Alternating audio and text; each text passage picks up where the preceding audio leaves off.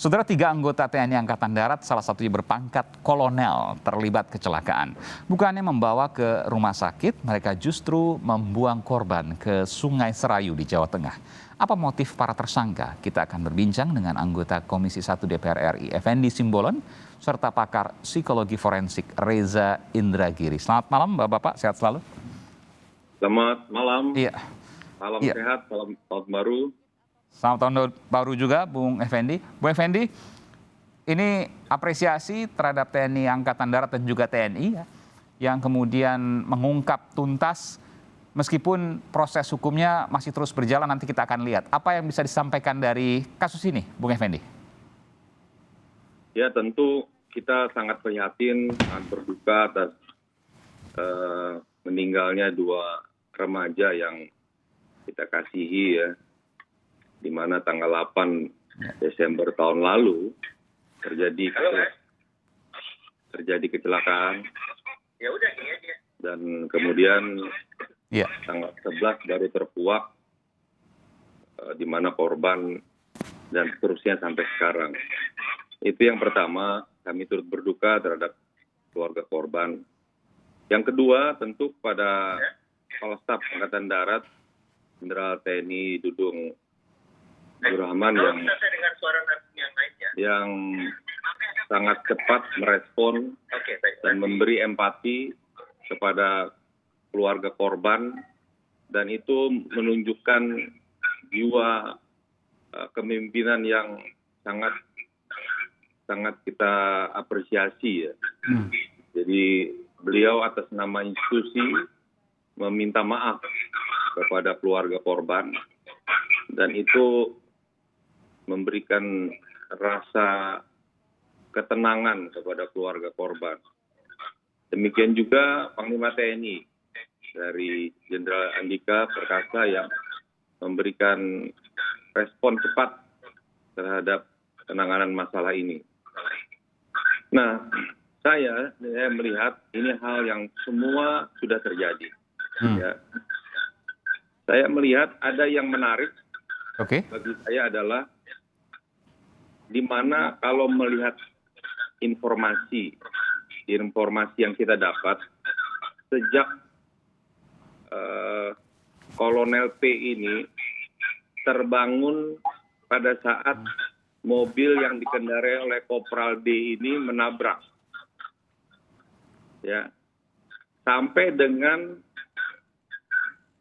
kemudian 2 orang remaja ini dibuang yang tadinya mau dibawa ke rumah sakit. Sebentar, Bung Effendi. Jadi informasi yang Anda dapatkan pada saat tabrakan terjadi, Kolonel P ini sedang tidur ya? Sedang tidur, tertidur di mobil. Iya. Jadi tidak tahu sama sekali ini Kolonel P. Ya, kemudian dia terbangun, kemudian dibawalah ini sesuai rekonstruksi ini, dan masyarakat di sana hanya 1 yang ikut ambil peran, yang lainnya hanya menonton dan seterusnya. Dari sini menurut saya pribadi ya, dari anggota DPR Komisi 1, saya melihat mempertanyakan ada apa, ada motif apa, ya. Ini yang menarik bagi saya untuk motif apa nih maksudnya, Bung Effendi? Ya, kita cek artinya apakah seorang kolonel ya yang lulusan tahun 94 Akademi Militer, betul, dengan RH yang cukup baik, hampir tidak ada cacat, dan dia infanteri, dia juga orang intel, keluarganya baik, anaknya 4, ya, kemudian serta merta gitu melakukan hal yang tragis seperti ini gitu. Itu yang menurut saya ya, dengan segala hormat saya dalam rapat kerja nanti ingin meminta penjelasan dari Kasat dan Panglima TNI. Sejauh mana sebenarnya ya di internal TNI itu kemudian pembinaannya. Ya. Karena kalau kelahiran dia 94 ya. Dengan masa bakti 27 tahun lah, nggak ditambah 3 sampai 4 tahun masa pendidikan. Apakah seperti ini reaksi emosionalnya, reaksi kilapnya seorang kolonel loh. Yang kalau kita melihat angkatan 96 sekarang pun sudah ada yang bintang 1. Betul. Itu Rata-rata mereka sudah pati, perwira tinggi. Nah ini jadi saya ingin tahu apakah mudah-mudahan tidak. Apakah ada gangguan? Ya, apa ada yang suasana yang tidak nyaman di lingkungan TNI?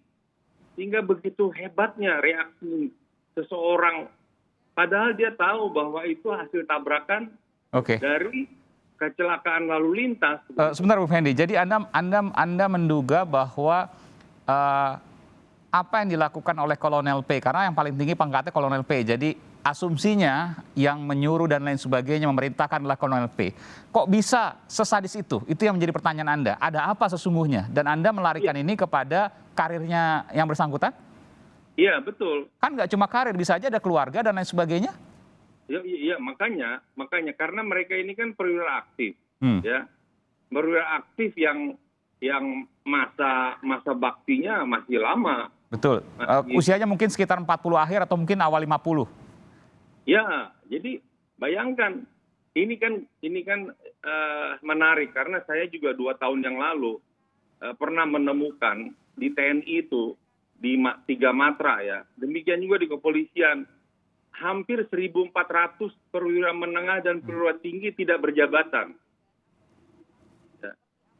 Jadi ini juga salah satu faktor mental daripada perwira itu sendiri. Ya. Saya tidak menyatakan bahwa itu satu-satunya, tapi salah satu. Salah satu faktor. Mereka investasi negara 27 tahun ditambah 3 sampai 4 tahun masa pendidikan, dan mereka melalui psikotes yang begitu hebat di setiap tahapan, di setiap jenjang pendidikan di kemiliteran, kok outputnya seperti ini aja. Nah, bayangkan kalau ini terjadi di medan pertempuran, bagaimana tidak lebih sadis daripada ini TNI kita gitu. Nah, ini kan harusnya menjadi, saya kira Kasat dan Panglima TNI juga pasti akan menjadi pekerjaan rumahnya untuk melihat ke dalam, ya.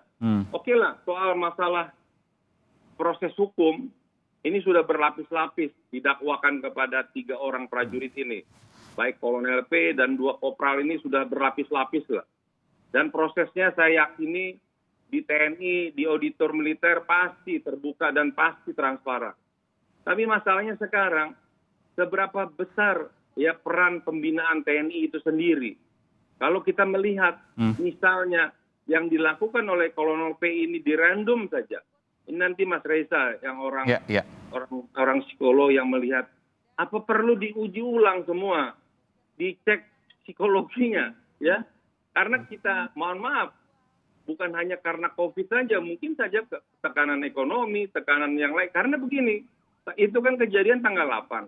Tanggal 7-nya, Kolonel P ini masih ikut dalam rapat, ada rapat koordinasi intel. Dapat intel di Grogol, di Jakarta, dan orangnya baik-baik aja begitu loh. Dan pada saat kejadian di Nagrek itu pun bukan beliau pelakunya. Pelakunya si Kopral D itu, bukan dia. Tapi kok begitu prosesnya yang tragis sampai akhirnya menghilangkan 2 nyawa itu di situ. Baik, pesannya sudah diterima. Saya akan ke psikolog, kebetulan ada psikolog forensik, Bung Reza Indragiri. Bung Reza, sebelum kita bicara soal tadi apa yang disampaikan oleh Bung Effendi soal internal, karir dan lain sebagainya, saya ingin tanya dulu, apakah tindakan yang dilakukan oleh 3 prajurit TNI ini, termasuk juga yang paling tinggi pangkatnya ini Kolonel P, ini di luar kewajaran dari tindak tanduk seorang prajurit TNI yang menunjukkan bahwa ada permasalahan kemungkinan dari ketiga prajurit ini? Dari 3 episode, Bung Aiman. Episode pertama adalah ketika terjadi kecelakaan lalu lintas, benturan mobil dengan motor. Tapi peristiwa itu pun betapapun menyedihkan, harus saya katakan sebagai peristiwa yang tanda petik biasa. Sangat sering terjadi. Bahkan kecelakaan lalu lintas mengakibatkan orang meninggal dunia itu tercatat sebagai salah satu penyebab tertinggi kematian manusia. Ancaman hukumannya pun relatif rendah, yaitu tanda petik hanya 6 tahun saja. Masuk ke episode 2, yaitu ketika orang-orang yang ada di dalam mobil tersebut memindahkan tubuh kedua korban. Kalau memindahkan tubuh kedua korban itu ditujukan untuk menolong atau menyelamatkan korban, maka sesungguhnya tindak tanduk sedemikian rupa justru akan bisa mengurangi konsekuensi yang bisa saja dijatuhkan kepada mereka sebagai akibat dari episode pertama. Jadi ringkasnya, antara episode 1 dan episode 2 berlangsung relatif linear. Tapi semua situasi menjadi jungkir balik, menjadi tak tertebak, menjadi unpredictable, menjadi sama sekali tidak diperkirakan ketika berlangsung episode 3. Yaitu ketika para penumpang mobil tersebut memindahkan atau bahkan membuang tubuh korban sedemikian rupa. Nah, saya setiap kali berhadapan dengan perilaku manusia dalam konteks kejahatan ya, perilaku yang tak terjelaskan, perilaku yang tidak bisa diramal sebagaimana perilaku manusia pada umumnya, saya senantiasa berspekulasi tentang 3 hal. Pertama, adakah kemungkinan ini pengaruh miras? Yang kedua, pengaruh penyalahgunaan narkoba. Dan yang ketiga, adakah kemungkinan bahwa pelaku atau para pelaku sesungguhnya membuang korban tidak hanya untuk menghilangkan barang bukti terkait dengan kecelakaan lalu lintasnya, tetapi membuang barang bukti sedemikian rupa adalah untuk menghindari kontak atau komunikasi dengan otoritas penegakan hukum, dalam hal ini adalah POM. Kenapa? Karena dikhawatirkan kalau kemudian kontak dengan otoritas penegakan hukum, maka tidak tertutup kemungkinan akan terungkap lewat investigasi adanya kasus-kasus pidana lain yang sedang coba ditutupi oleh pelaku maupun para pelaku. Tentu saja ini adalah pemikiran spekulatif yang tetap harus diinvestigasi oleh otoritas terkait. Tapi Anda tidak sama sekali menyebut apa yang menjadi kecurigaan dari Effendi Simbolon yang menyatakan bahwa ada permasalahan di internal. Kalau kita bawa ke tataran makro, tentu itu suatu hal yang masuk akal. Saya teringat beberapa tahun silam saya dipercaya menjadi ahli pada kasus cebongan. Ketika ada sejumlah oknum militer yang melakukan penembakan di dalam sebuah rutan atau lapas terhadap masyarakat sipil. Dari apa yang saya utarakan di hadapan majelis hakim pada saat itu, termasuk adalah hal terkait kemungkinan adanya problem psikologis yang tidak hanya dialami oleh 1-2 personil saja, tapi barangkali dibutuhkan adanya evaluasi psikologis secara lebih menyeluruh terhadap seluruh personil, termasuk terkait dengan adanya kemungkinan masalah-masalah yang berkaitan dengan kedinasan maupun masalah-masalah non-kedinasan. Jadi apa yang harus dilakukan dan bagaimana kemudian mengidentifikasinya? Kita akan kembali saat lagi. Benarkah apa yang disampaikan oleh Effendi Simbolon, anggota Komisi 1 DPR dari fraksi PDI Perjuangan yang memang sudah lama malang melintang di Komisi 1 soal pertahanan? Kita akan kembali saat lagi, saudara, dengan jawabannya. Tetap bersama kami di Sapa Indonesia Malam.